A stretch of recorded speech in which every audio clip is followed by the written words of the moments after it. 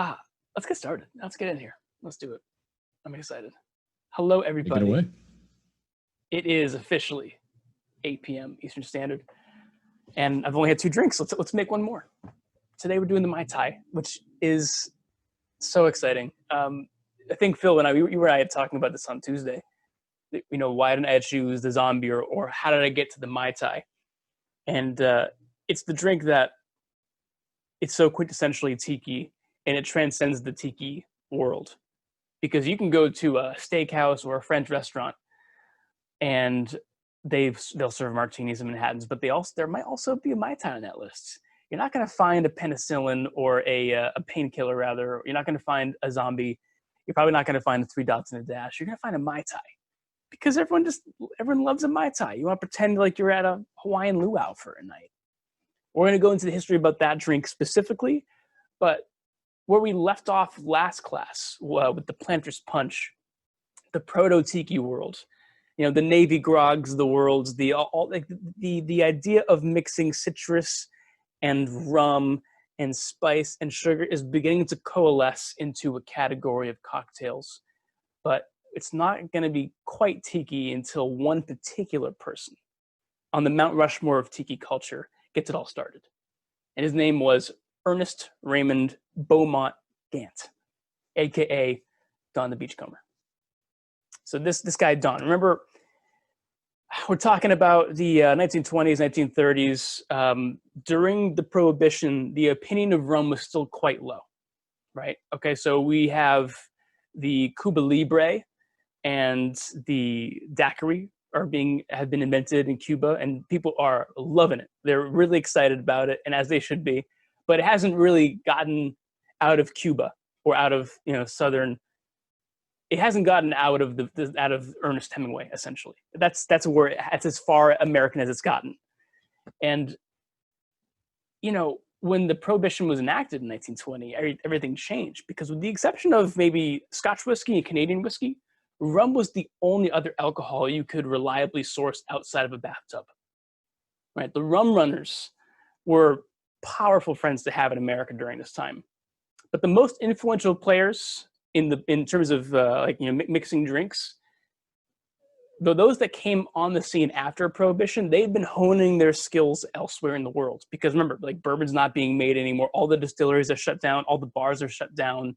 So if you want a legit job, if you're a bartender, or if you want to be a bartender, you're in Havana, you're in London, you're in Paris, you're in Milan or Venice. These places are all bumping. And during this time, Donn was not bartending, but he was just drinking, just drinking a lot and really relaxing. He was spending his time in the islands, in the Caribbean, Jamaica, Martinique. He's going to Hawaii. He's going to Cuba. He's going to Dominican Republic. And he had drank so many different types of rums over the course of the Prohibition that it is very possible that by the 1930s, no one else in the country knows as much about the breadth of rum flavors as this one man. And not only does he have a great understanding of rum's flavors, but of its value. At this point in history, the day after, like we're talking about December 6th, the day after Prohibition ends and he opens up his bar, he's buying liters of 15-year-old rum for less than $1. Which, things were cheaper back then, yes, but that was still far cheaper than the whiskeys of the day, and gin, which was even more popular, like that. So, I mean, if you think about it, an unaged gin in some cases was more expensive than a 15-year-old rum. That again speaks to just the opinion of rum back then. So you'll remember that when we made the Planter's Punch last week, I mentioned the rhyming recipe: 1 of sour, 2 of sweet, 3 of strong, 4 of weak. All of Donn's innovations in the cocktail world of tiki drinks all stemmed from rearranging the types of sweet, sour, strong things in the drinks. He would look at the lime juice in a Planter's Punch, and he'd just use pineapple and grapefruit and orange juice. He'd look at the sugar. Instead of using rock candy syrup or something, he would use a mixture of passion fruit and falernum and maybe honey syrups. And the most interesting thing he did was he started blending rums. This is something that had not happened before. it was very, very uncommon to even think about mixing whiskey drinks with two different types of whiskeys. You know, no one ever asked for a Maker's Mark and Blanton's Bourbon Old Fashioned. It just wasn't happening back then. Partly because those brands weren't around yet, but mostly people were not mixing like spirits. But because there was such a breadth of flavor available in rum, you could actually take a 17-year-old Wray and Nephew from Jamaica and a 15-year-old Demerara rum from Guyana, and you could add a 5-year-old Cuban rum and put them all together, and you get something greater than the sum of its parts, and you make an incredibly delicious cocktail. So this, the exotic aesthetic, the proprietary recipes, he became famous for all these previously unheard of style of drinks, and Hollywood stars became his regulars at his bar at Donn the Beachcombers. But his crowning achievement was, by all means, the zombie cocktail. It was found on his menu in 1934, and it had the infamous warning underneath the price, which is $2. It said, quote, "Limit 2 per customer." So this obviously brings all the guys into the room, thinking like, "Oh, I can only have 2 of them. This is ridiculous. I can handle it. What's wrong?" And a quick side note for anyone that thinks that these drinks are girly. There's 4 ounces of rum in a zombie. Okay, 1 drink will ruin your night if you're not ready for it. These are adult ass drinks. So a lot of the bad versions that are out there today, those are mistakes that we can get to later. But these drinks were serious, and he warned people about it, and he got a ton of publicity for it. This zombie, reportedly, it took him 3.5 cases of rum just to get to a version that he believed was finally worthy of publishing. And he dumped so much rum down the drain in the process of making this drink, he called it the mender of broken dreams. But these dreams would actually inspire Donn's biggest rival, one Mr. Victor Bergeron. And he tried to recreate the magic that he once found at Donn the Beachcombers in 1937. He had spent some time in Cuba, and he had French family, so he knew a little bit about the cocktail scene, and he had no problem recreating Cuban and French cocktails. And synthesizing the most popular rum drinks of the day was as easy as going down to Havana, really. But as for the ambiance, Vic really took it to another level. You know, Donn the Beachcomber, he was all about recreating a Hawaiian luau. But Vic made it way more Polynesian. And he wanted to get like that's when we start seeing some of these arcane totems of the occult. And he did not travel as much as Donn did. So he relied on some of his friends and family and regulars that came to the bar to find things for him so he could use them as props in his establishment. He would actually, in exchange for giving him a cool looking tiki guy, he would pay them back in food and drink. And this is what led to his famous nickname now, Trader Vic. The evolution of exotic cocktails, the cocktails that Donn referred to as rum rhapsodies, and turning it into full-blown Polynesian pop is due entirely to Trader Vic. And here are some thoughts on cocktail development. Because again, this is a dude who, he was not a romantic about this kind of thing. He saw an opportunity to make money, to commercialize. And he tried to steal as many drinks as he possibly could from Donn. But he knew if he couldn't exactly figure it out, he could get close enough. This is what he writes in his book in the 40s. Quote, "Most cocktails, whatever the name, are just slight variations of a few good standard recipes. One flavoring is substituted for another.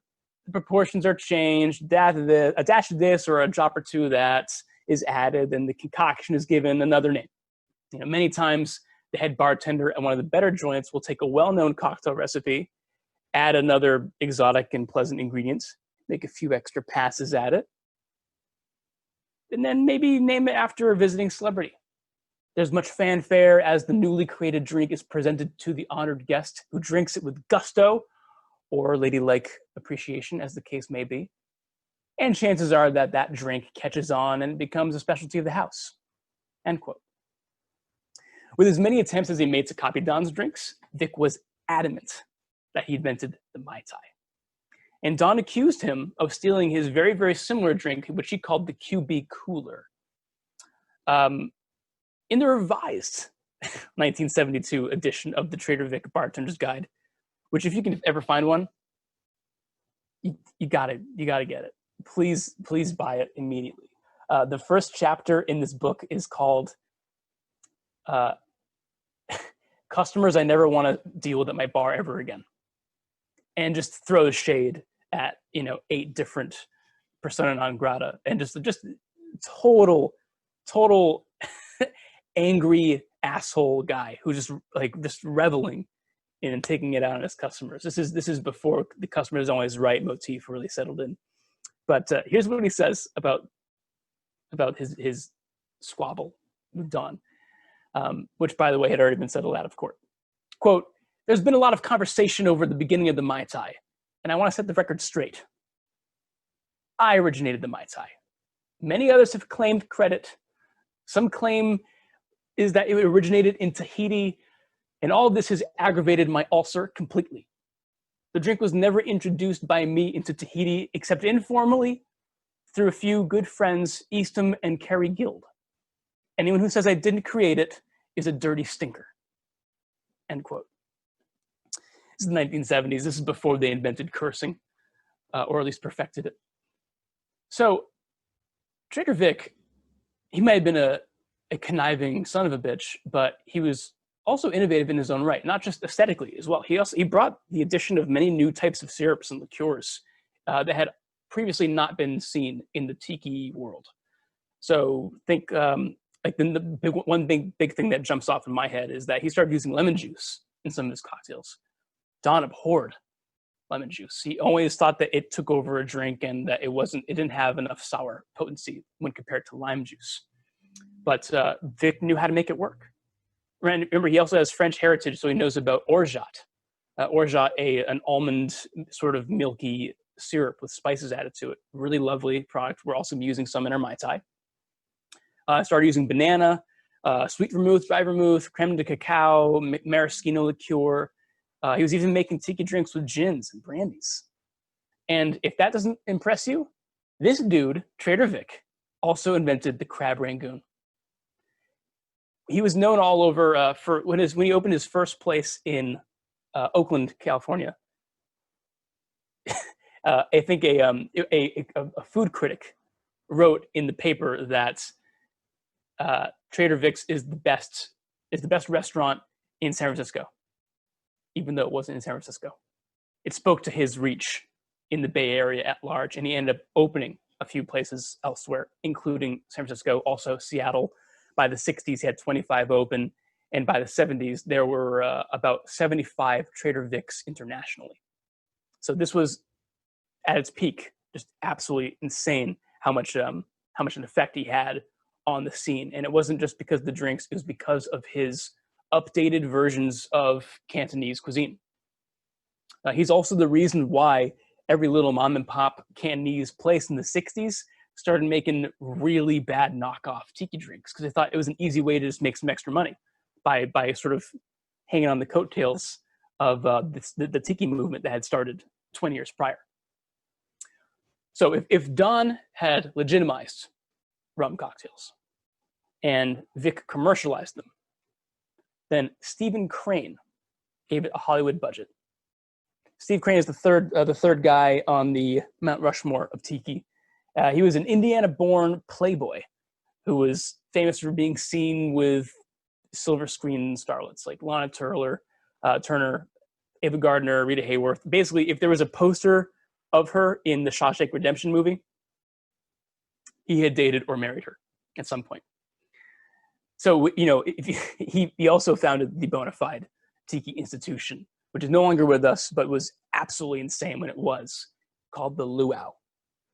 The Luau did spring out a couple of good drinks. He had reasonable facsimiles of some of the drinks that Donn had made.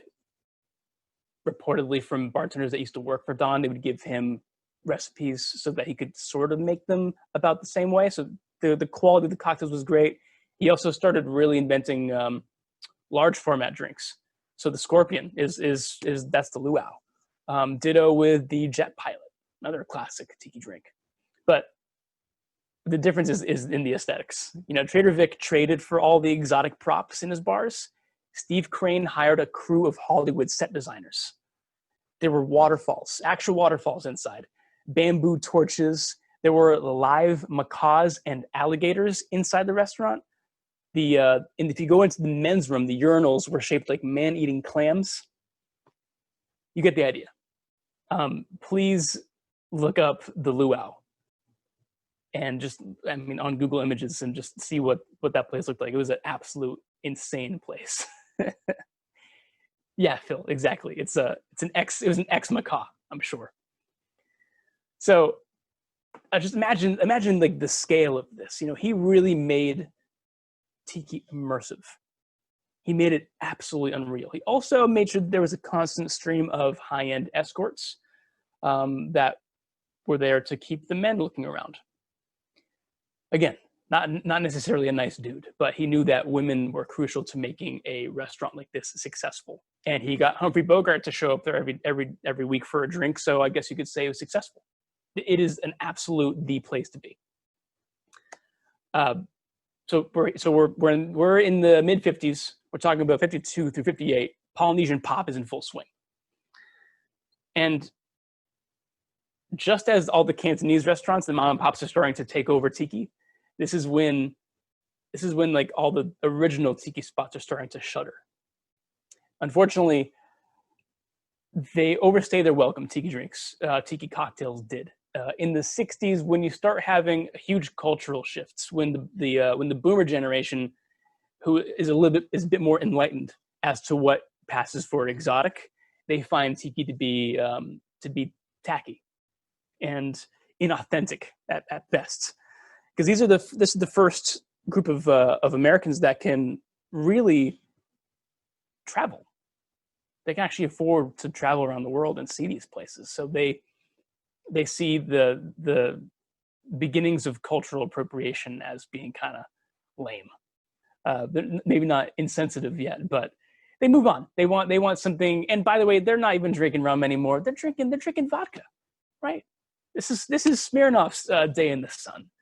It will leave you breathless, right? It's classier to drink vodka martinis and vodka cocktails, and they're supposed to just be a bit more reserved in cocktails back then. So bad time for tiki now. What we'll get into next week is how we've gotten tiki out of the dark ages in the 70s and 80s during the disco cocktail era, which was probably the worst 10 years for cocktails since the 1880s. And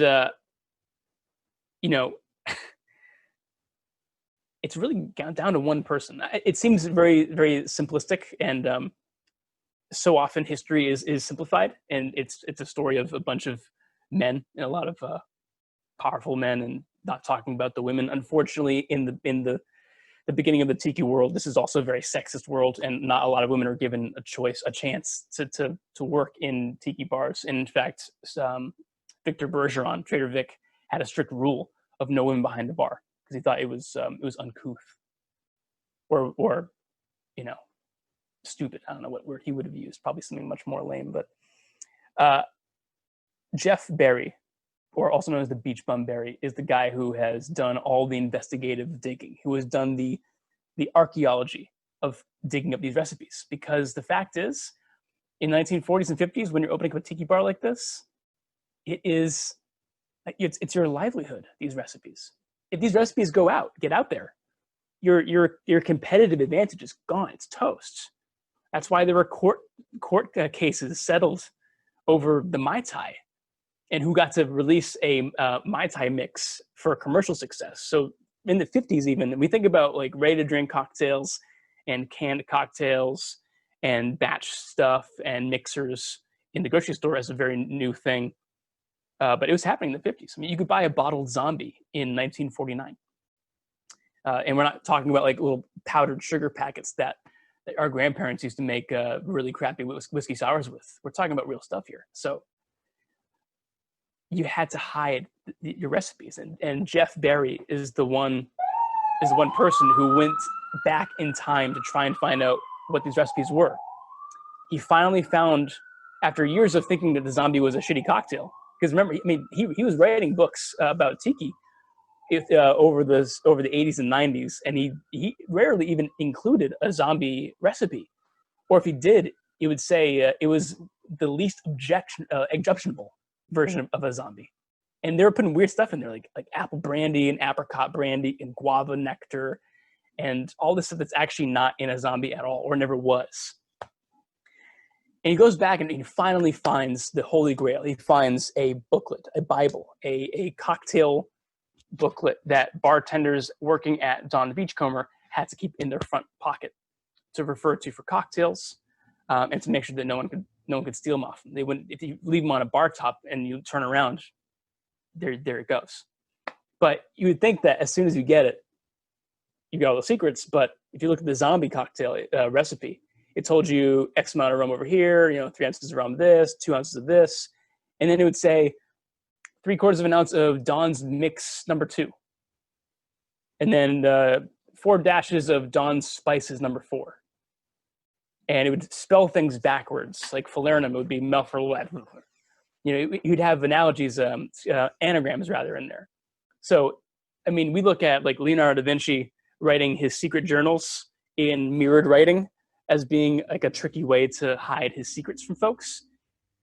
Donn did not deal with that. He just made up entire new words and phrases. And screw you if you can't figure it out. So that way, every bartender that used to work for Donn that went to go to another bar, they had no idea how to make his drinks. You can't hire that guy and have him make the zombie just because he knew the guy that invented the zombie. He's just going to make you a drink that's halfway done. So, Cassie, what are you doing? My wife is taking pictures of me. You know this is being recorded, right? Wacky setup. Oh my God.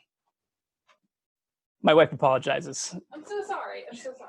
How'd you get out of the room? A little back. I gotta get a lock for that thing. So we're talking about how hard it is to actually recreate these things because they were made secret. It took the sister of Victor Bergeron, the niece, to actually tell you what was in Spices number 2. And it was Spices number 4 was equal parts Angostura bitters and herb saint. So you get a nice little like star anise flavor. And what was in Donn's Mix number 2? Well, that was it was cinnamon syrup and grapefruit juice. Things that like became so obvious to him as soon as he found them out. And you can imagine his hands were shaking trying to make the very first official real zombie that was invented in 1934. But once he figured out the recipe for 1934, he had to do the same thing for the next few iterations, because what most people don't know about Donn is that he was a tinkerer. He could not leave a drink alone. So when you ask somebody for to make them a classic, an original Donn the Beachcomber zombie, you have to tell them, well, follow-up question, do you want the 1934 version or the 1950 version or the 1956 version? They're all different. I think of true artists that can never leave something finished. I think of James Joyce. James Joyce, who if you ask him how long it took him to write Ulysses, he says, "Well, it took me 5 years to write it, but really I've been working on it my whole life." And that's true, because when he was found dead, his typewriter was still working on edits. I mean, the dude kept on working on it forever. So think about when we're making these drinks. Just remember that we're pretty lucky to have them. It's could have been so easily to never have been able to enjoy any of these drinks, and it all came down to really a handful of people. That if Beach Bum Berry is born 10 years later and he's not on the West Coast, maybe all those bartenders' nieces are dead, and maybe he doesn't get the book, and maybe no one cares. It came down to that. So, with that said, I know that I've been talking for a while, and you guys all probably want to drink. We don't have a co-pilot today. We've been having some issues with the strength of connection, so I'm going to be doing this solo. But I'll be walking through it as I usually do. We'll be making a Mai Tai. And my setup is a little different here. So I'm going to move you over. Oh, my God.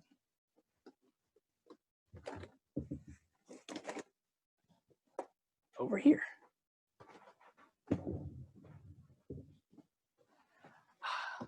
What's going on? So now I actually get to fulfill a lifelong dream, which is I get to bartend sitting down. I of all the years of like lower back and feet and knee soreness, all I ever wanted was to like work at a cool bar in the swivel chair. I can do it. I can still do the same thing. But now we're doing it. We're here. All right. So first rundown of the ingredients we'll need. I'll be using cotton and reed white rum. I will be using, oh my God, not that one. Yeah. A cast strength Jamaican rum. I'll be using some dry Curacao or whatever orange liqueur you have at home. I'll be using some of my my homemade orgeat. A little bit of lime juice, and you can have some bitters on deck if you want. I like a bitters float on these drinks. It is absolutely not canon. Things like floats were added in the 70s and 80s when people didn't know what the hell they were talking about. But less often, it was bitters. It was more often it was actually like grenadine floats or floats of dark rums to give you that cool color difference, kind of like what you see in a modern dark and stormy. But again, up to personal preference. I'm going to show you how it looks without the bitters first. And I have all my tools. I am going to be using crushed ice, which I crushed just before I got here. But if you remember last week, I did tell you all that you can crack ice instead with a spoon. And frankly, you can make this drink with whole ice all the way through. It just changes the texture of the drink in the glass, how it gets chilled, and how it dilutes over time. It's not going to change the the absolute quality of this drink, but I do recommend cracking or crushing something. I have my I got my shaker over here, so I'm going to start measuring my stuff out with my jigger. Whoop. Starting with 1 ounce of my white rum. So this drink originally would have been made with Martinique rum, like a very old Martinique rum, and we're talking about like a 15-year-old. And Martinique was known for rum agricole, so that's where you're going to have grassier, pungent rums. Instead of using Martinique, I'm using the Jamaican rum that I've asked you all to grab anyways. It's one less thing for you to have to buy, but if you are interested in funky, estery, grassy rums, I do recommend trying a rum agricole style. Martinique has many distilleries that make this style of rum, and they are delicious in this drink as well. He would also be using a Puerto Rican rum, and I would say that this that cotton and reed white rum is very, very similar to that Spanish style what you could find in Cuba or Dominican Republic. So I got my rums. I got my dry curacao. I see that Phil posted the recipe up there for y'all. Doing a 1/2 ounce of my dry curacao. And a 1/2 ounce of my orgeat. I am allergic to tree nuts, so sadly this is not any of the orgeats I recommend it to y'all out there. If anyone out there is allergic to nuts and is trying to figure out how the hell to make this drink without it, it is not going to be the same without it. But I have an incredible substitute that I'm using: oat milk, toasted oats, and cherry pits for this to get close to that nutty flavor. If anyone wants the recipe, if anyone's allergic to nuts or anyone knows anyone who's allergic to nuts, reach out and I'll be happy to share it. And of course, some fresh lime juice. I said in the recipe that you can squeeze it because it'll be nice to withhold a spent lime half, by which I am referring to one of these guys. Right. This has been squeezed already. And as you, I'm sure you all know, when you put it in a hand squeezer, it gives you like this weird inside out looking guy. And I'm just suggesting that you kind of make it look more like a dome and use the nice side. This is the nice nipple, not the bad nipple, not the one on the other end. You want this one. It looks much nicer when you have it as garnish. But I have it here on the side. Because I'm making my drink to be served on crushed ice, I don't need to shake this for a very long time. So I'm just going to throw in 2 big ice cubes in here. And I'm going to get this tin on. I'm going to get all this crap out of your way for you folks.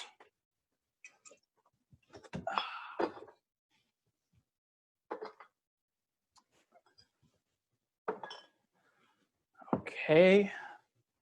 Oh, baby. We're looking good here. This is nice. Bartending sitting down. I should do this all the time. All right. So I have my glass here that I'll be using, and I have my crushed ice. So I'm actually just going to throw a little bit of crushed ice into my glass.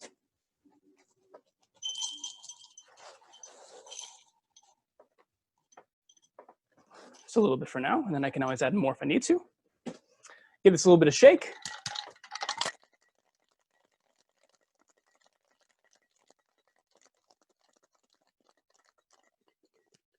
Open it up and just take a quick taste, see if it's right for you. Oh, baby. It shouldn't be legal to drink this. All right, that's delicious. I'm gonna pour this right on top into my glass here.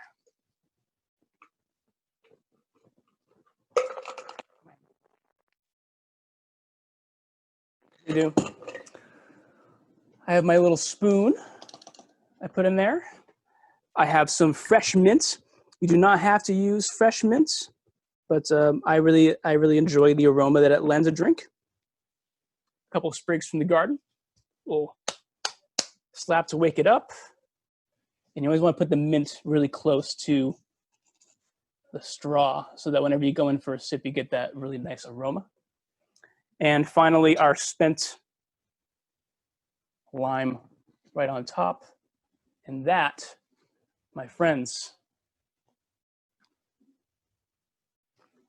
oh baby, that is a Mai Tai. So, as delicious as this drink is, and it is, I am going to add a bitters float. This is not Angostura bitters, but it is another type of bitters in that sort of world. It is an aromatic bitters. It's called Jerry Thomas decanter bitters. And if I were to say the main difference between this and Angostura is that there's way more clove and rum notes and certainly some allspice. It smacks of the allspice strand that we used in the Jungle Bird. And there's some nice dried fruit notes, a lot of raisins. I'm going to drop, maybe the equivalent of 6 dashes on top. Nothing crazy, just enough to get the party going here. And you'll see that immediately you get a really nice sort of top color here. Gives you some added texture and a ton of flavor. I'm going to give you a top view here. That's what we're talking about. Oh man, so good. So that's the Mai Tai basically, guys. I mean, it's a drink that has been manhandled for years because it just hasn't been made right. Just like we were talking about with the Jungle Bird, with the Planter's Punch last week, and we'll be talking about this for most tiki drinks. I've seen everything under the sun in this drink. I've seen pineapple juice, I've seen grapefruit juice, I've seen honey, I've seen maple syrup in this thing, I've seen grenadine on top, I've seen grenadine sunk to the bottom, I've seen whiskey in this Mai Tai before. I've seen falernum instead of orgeat. I've seen both. I've seen just all sugar syrup and none of those things. This is the drink. This is the modern classic version of this drink, and it is just unimpeachably delicious. Paul's asking where the glass is from. This is I can look it up again. This is actually a wedding gift from Nick and Zach's parents, and it has this really cool. They come in colored glasses as well. But I'll send it your way. I don't have a lot of crystal here because in my world, glass is meant to be broken, so I'm always terrified of nice glassware. At least now I have a recording of this glass, so if I do inevitably break this thing in the future, I'll know that it did exist. And did it ever? Oh my. Phil, where are you, bud? You want to come back? Are you still a Force ghost? Where are you? I'm back. I'm right here. Oh my. I feel bad drinking all these things without you, Phil. One of these days you gotta join in on the fun. Oh, don't worry. I'm hanging out over here with my friend Donn. See Donn right there. So that's mostly what I got. Oh, and I got a little extra in here. Oh, baby. I'm going to be annoying tonight. Cassie says whenever I have two tiki drinks, I'm just insufferable. So I'm surprised you're still upright. Thank you. I've been working on it. Yoga mostly. My kind of yoga is just standing perfectly straight up in the line and being afraid to bend over in any direction for fear of falling over. That's what yoga is, right? That's It's more or less, yes. All right, I'm gonna move some things around and bring it back over to me because I'm having some separation anxiety. All right. Oh my God. I'm making a mess. Well, Laura's asking here, can you tell us a little bit more about lemon versus lime in cocktails? Which it seems like it actually is a big deal. You think that such a similar citrus fruit, if you're only using the juice, it shouldn't matter that much. However, that's a great question. Lemon versus lime, as you say, they're right next to each other in the grocery store. You know, they seem like they should be interchangeable, but they're not. If you want to talk about like just raw pH, you know, chemically speaking, lime is sharper. Lime is going to bring you way more acidity per ounce, than lemon will. And also, lemon is way less neutral of flavor than lime is. Lime can sneak in the background of a drink, and you can drink a sour drink made with lime, and you don't think, "Ooh, this tastes limey." You think it tastes tart or sour. It tastes like the rum. But when you make a drink with lemon, it tastes lemony. You can taste the lemon. It's an oilier fruit. So when the act of squeezing a lemon, as opposed to what you might find in the zest of a much thinner lime, it doesn't read aromatically as much as lemon does. So it can be distracting in a cocktail if it's not used correctly, and it might not give you as much acidity. Similarly, if you think about a lot of shaken whiskey cocktails, you're usually talking about using lemon juice. I think of like a whiskey smash or a whiskey sour or a Ward 8, a Gold Rush cocktail. These are all cocktails, classic bourbon and rye cocktails that all call for lemon as the acidity element when you're trying to make a sour drink. There's only one classic American whiskey drink that I can think of that is a sour that uses lime, and that's the Junior. It's Junior. Junior. We named the dog Indiana. It's 2 parts whiskey, half part lime juice, and a half part Benedictine. Benedictine being the sweetener in that case. And I gotta say, as much as I want to love that drink, it's not. It's just it's weird. It's off balance. Lime is it's not for everything, but it's perfect for tiki. Is the Vic connection between the Pacific and the Caribbean? Tiki seems very Polynesian, but also rum. Yes. So like when we talked about rum last week, man, like rum is just it's not of any particular place. Rum is everywhere. There's a very all good over the world. There is very good evidence that rum was being distilled in India 2,000 years ago.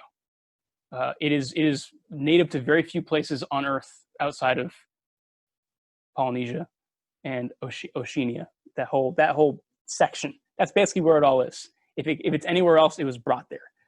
So Vic is the connection between rums being used in the same drink with one another. Absolutely, because if you go to Jamaica to have a rum cocktail, they're using Jamaican rum.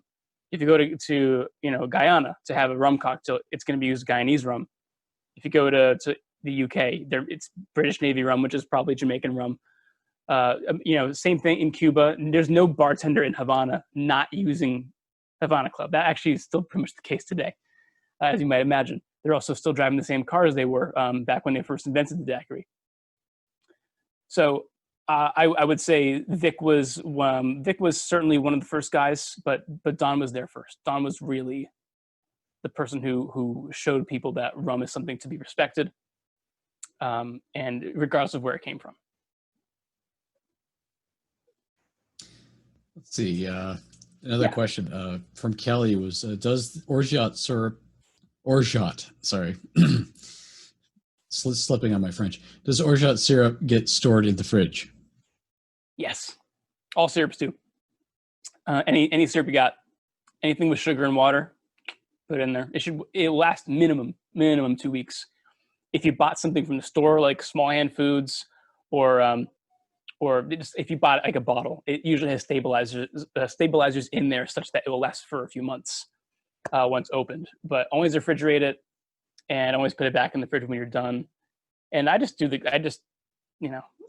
smell test and the visual test. If it looks weird, then I don't use it. But I've used syrups like Orgeat for far longer than a few months, and it's always been fine. But yeah. What do you mean if it looks weird? I mean, it already looks weird. But we're not going to get into that. I mean, bad weird, not good weird. Okay. Yeah. Where does the name Mai Tai come from? That was from Michael there. Mai Tai is there's a cool story behind where Mai Tai comes from. You'll remember from the 1972 entry of the Trader Vic bartender's handbook that he said that he only introduced the Mai Tai, informally to Tahiti, and it's because he had two friends that were from Tahiti visiting Trader Vic, and he was behind the bar working, and he made a few rounds of drinks for him, and then they asked for something different, and he was working on something in his head. And it truly had been, it just came in that moment.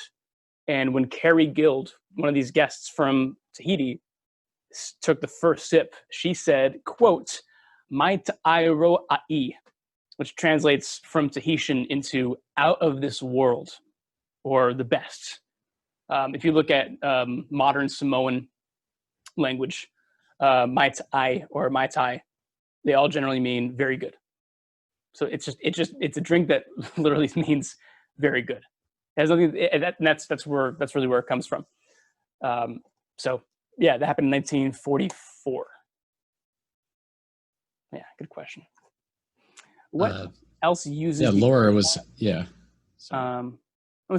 get to Laura's question first. So can you talk a little bit more about cocktail glasses? Yeah. So I just use these. I don't have an astigmatism. It's pretty mild. But you can use any glasses you want. If you have good eyesight, you can wear sunglasses. It's not a problem. But in terms of what the drinks go into, it's usually it's a function of how big the drink is you're making, right? So Laura, you'll remember when I made the Ramesh Fizz that you need to add soda water, and I say you have to add 2 ounces of it. And some people had a really small Collins glass, so they're already overflowing. And some people had a much bigger, they were using a bigger glass, and they had to use too much soda water to the point where you were diluting the drink, and you weren't getting the exaggerated head coming from the top. So it is crucial to have a little bit of your ounces in mind. When I'm using like a heavy bottomed glass like this, I'm looking at 12 ounces. Is what I'm looking for, and I do that math in my head when I'm picking up ice cubes. My ice cubes are about 1 ounce each, roughly, so I know how much I have to crush to fill in the space that's not going to be filled in with the cocktail, which I know from the build is 3 ounces or 4 ounces, and I do the math that way.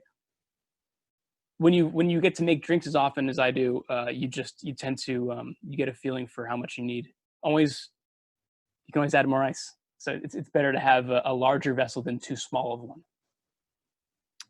You can already see the spatial images in your head as you're sleeping. This person can. I will say that the thickness of the glass is super crucial, because the thicker the glass is, the longer it will stay cold. If you ever go to New Orleans and you get a Sazerac proper, it looks like any other regular tumbler you might see, but it's got really thick walls, and it's because that they chill the glasses beforehand, because there's no ice in a traditional Sazerac, so the glass has to stay cold for as long as it can. And if you use a really beautiful, delicate, thin glass tumbler, it might look aesthetically lovely, but it won't hold the chill long enough. So having a heavy ass glass like this is very helpful. It's also a weapon. It's powerful. Excuse me. Yeah. What other questions we got, Phil? What else we got? You were about to answer the one from Kate. What else uses orgeat? Only ever seen the Japanese cocktail. Yeah, the Japanese cocktail is a weird drink, man. No one really knows where it comes from. People say that it was invented for a customer who happened to be who worked at the Japanese consulate in New York shortly after the war.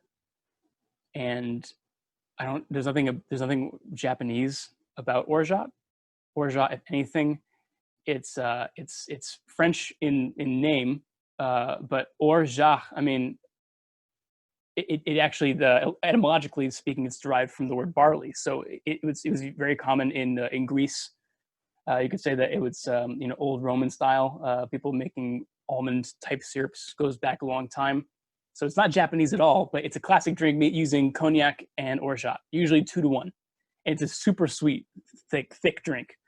I recommend, if you're making a Japanese cocktail because you have orgeat, I would say 2 ounces of cognac, or the Domaine de Chiron Armagnac, if you like, 1/2 ounce orgeat, and then a couple of dashes of Angostura bitters or whatever spicy bitters you have.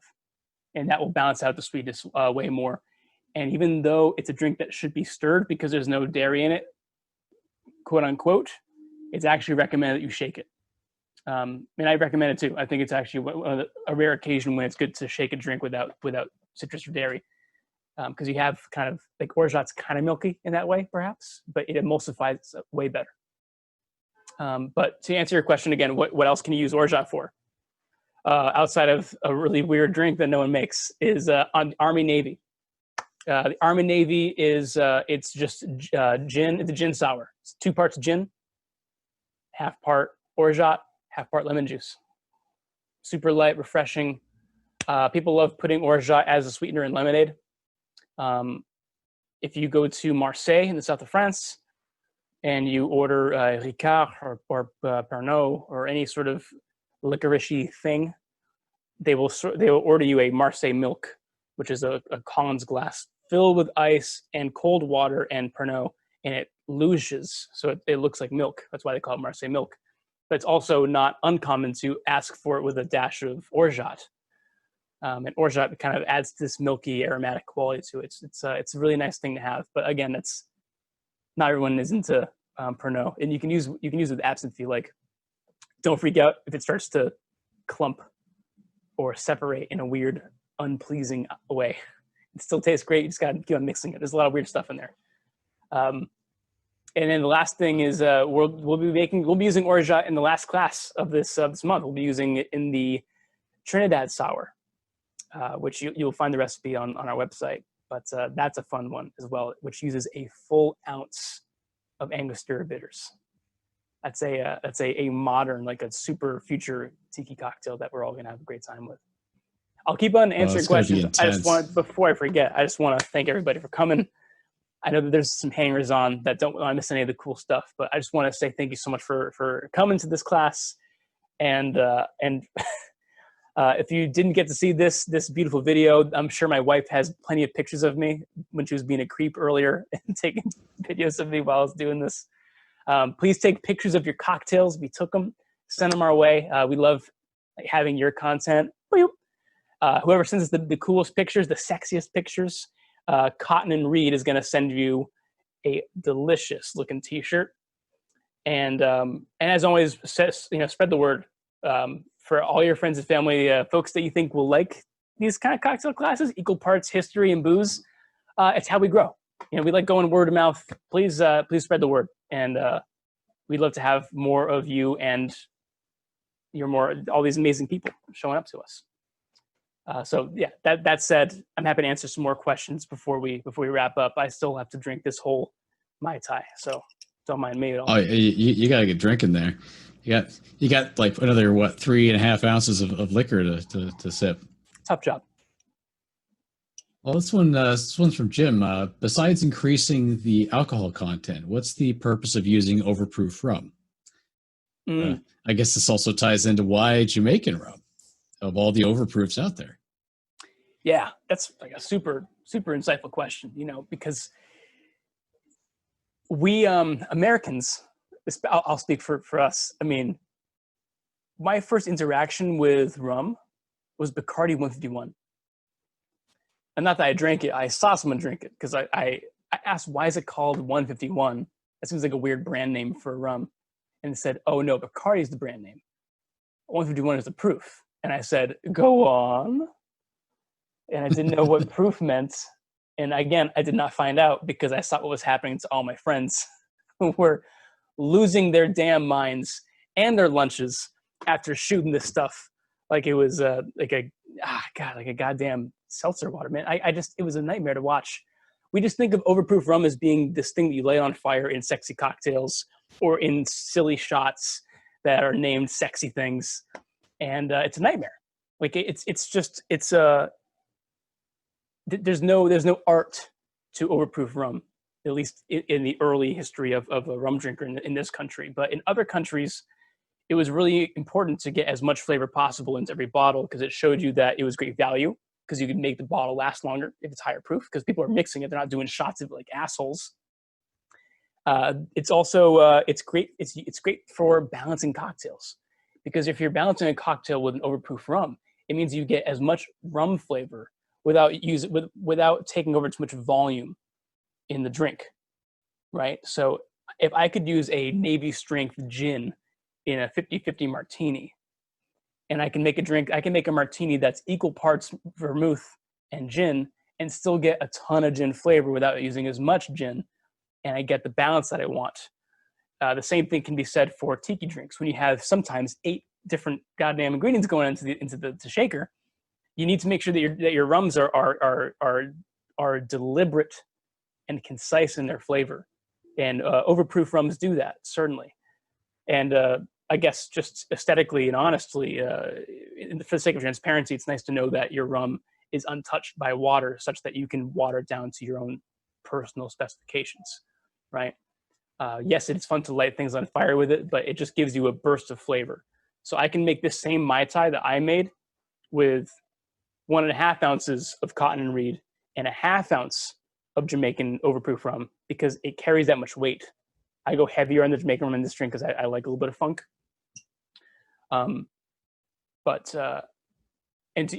Phil, to your like secondary question, why Jamaican specifically? It's because it's traditionally the highest ester rum. Esters being complex, like just aromatic compounds that we associate with anything from like overripe fruits to like animal carcasses,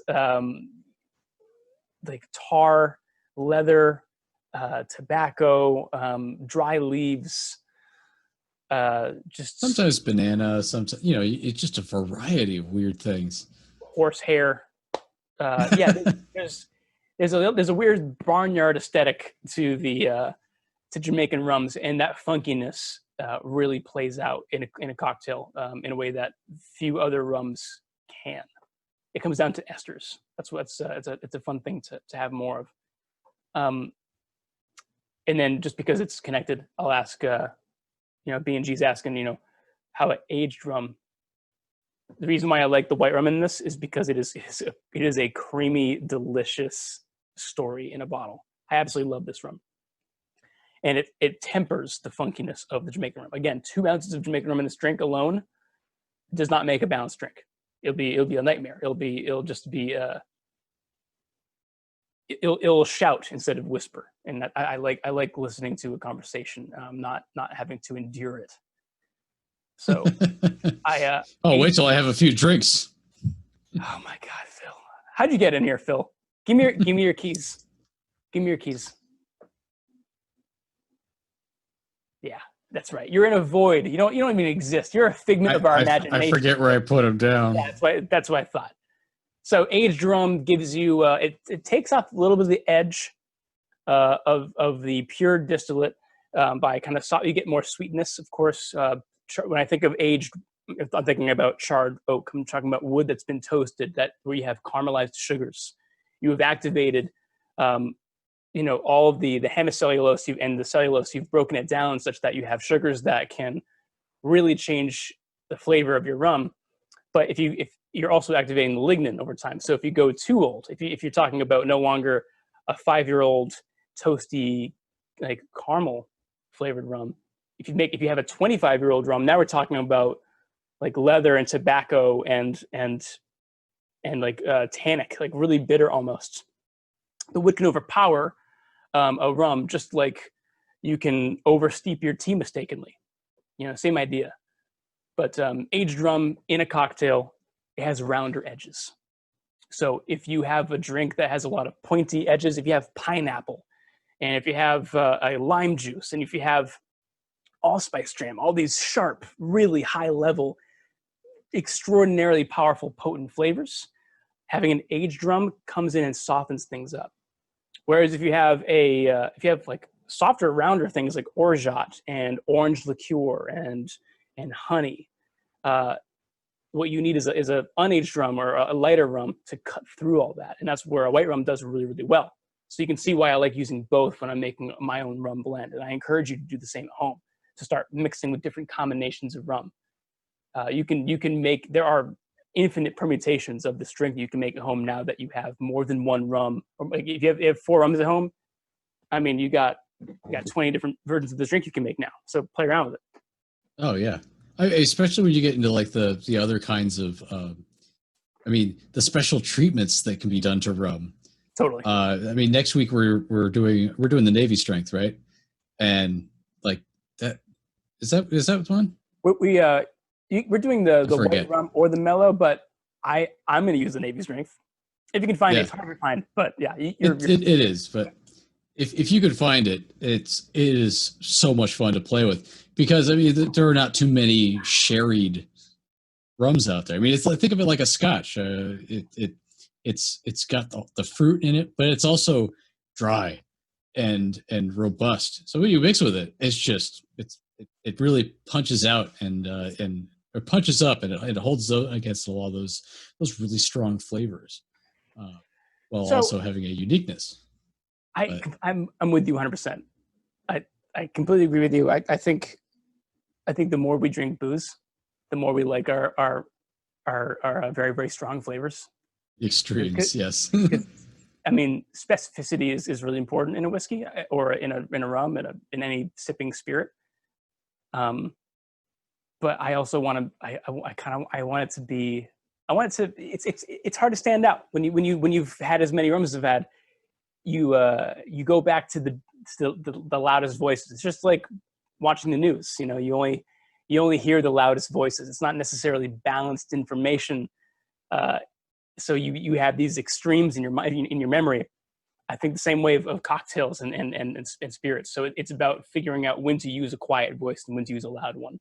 The Navy strength, I would say it is comparable to Maggie's Privateer rum. Privateer makes the Navy Yard, which is a delicious whiskey and has a lot of proof on it. Navy strength in general, not Navy style, which is diminutive, and it's offensive to the people that traditionally have made the rum. There's a lot of British rums out there that are not being made in Britain. They're being made in Jamaica and Guyana, and they're not being mentioned on the label, which is bullshit. Outside of, instead of, Navy strength is not committing acts of cultural erasure. It's a throwback to back when you had rum in your hold of your boat with a bunch of sailors that needed to be plied with a bit of rum from time to time, alongside a bunch of gunpowder.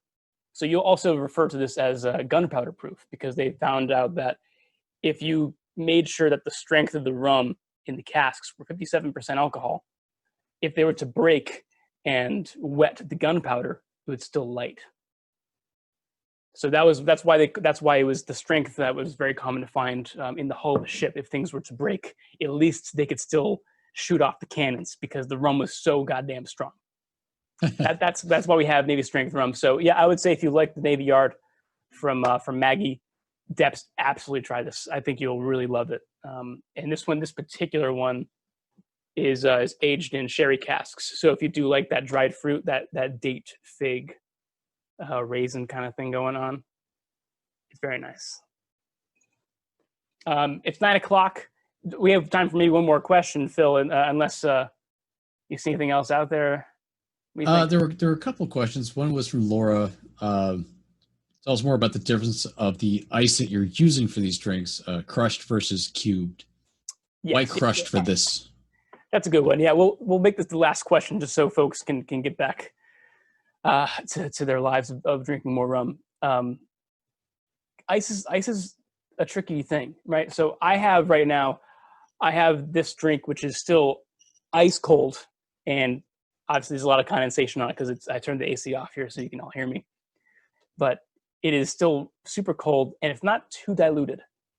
And it runs counter to what we might associate with having crushed ice, because crushed ice means more surface area, and more surface area means more dilution. But when you have crushed ice and a lot of sugar syrup and a lot of strong drinks, of course, it's going to dilute a bit. But this is a drink that was actually invented to be diluted a bit. You'll remember back in the day when we were talking about blenders being invented by Hamilton Beach. This is in our last cocktail course when we were discussing the daiquiri and how daiquiris these days are mostly ruined by folks that have a blender because it's not meant to be blended. It's not a drink that was supposed to be blended. It was supposed to be shaken with ice and strained out. But a lot of drinks that Donn the Beachcomber made were actually designed to be blended. They were designed with that in mind. Like they wouldn't shake some of these drinks. They would just do a couple of pulses with some agitator cubes, put a couple whole cubes in there with some cracked ice in there, and it would give you everything you needed. It wouldn't be served to you as a slushy or anything like that. It was just the means of shaking and diluting a drink, but in a blender format. So ice is super important into these drinks because you couldn't do that with a lot of other things. You could do it with a zombie maybe, but you couldn't do it with a Navy grog. And it comes down to the bricks count. It's like the amount of sugar in a drink drastically changes how it will dilute over time. So without getting into chemistry about it, this drink is delicious with just regular ass ice. You do not need to overthink it. But a crushed ice drink, when I add this on crushed ice instead of whole ice, it dilutes at the correct rate that is meant to balance the the sugar and the proof in here, which is not insubstantial. There's a lot of stuff going on here. So if I put this on a big ice cube, like if you're a whiskey drinker at home and you like ice, and you put this on a beautiful clear ice sphere that you got with like a directionally chilled like ice cube block in your freezer, this drink is gonna fuck you up. It's not diluted. I'm going to be completely honest with you. That is not a good idea. You need to have some crushed or cracked ice in here. The difference between crushed and cracked being just it's easier to crack at home. But I'm just saying not everyone has a canvas bag and a hammer. Although you should have one. It's only $7 for the bag. Yeah, come on, guys. Don't half ice it. Whole ice it. No, but don't whole ice it. You got to crush the ice. Well done. We could talk about ice for a whole other hour, but that's where I want to leave it for now. If you have any other questions, again, email me or send it to our Facebook page. There's such fertile soil in the world of tiki drinks. That's why we're doing 2 more weeks after this. So we're going to have plenty of opportunity to learn a little bit more along the way. But it's a fascinating category. The drinks are dope when you make them right and you have an understanding of the context behind them. But if you don't have them, get the bag and hammer. It's great for juleps as well. If you don't have the cotton reed rums, grab a bottle. They really make these drinks pop in a way that so few rum brands do. And if there's any other questions, reach out to us. We love you guys. Thank you so much for joining us. Phil, are you still here, or are you in Hawaii? I can't tell from your environ. Where are you? Can you hear me? Are you there? Sorry, I can't hear you over all the seagulls. Is there a problem with the feed? It might be. Is there still a feed?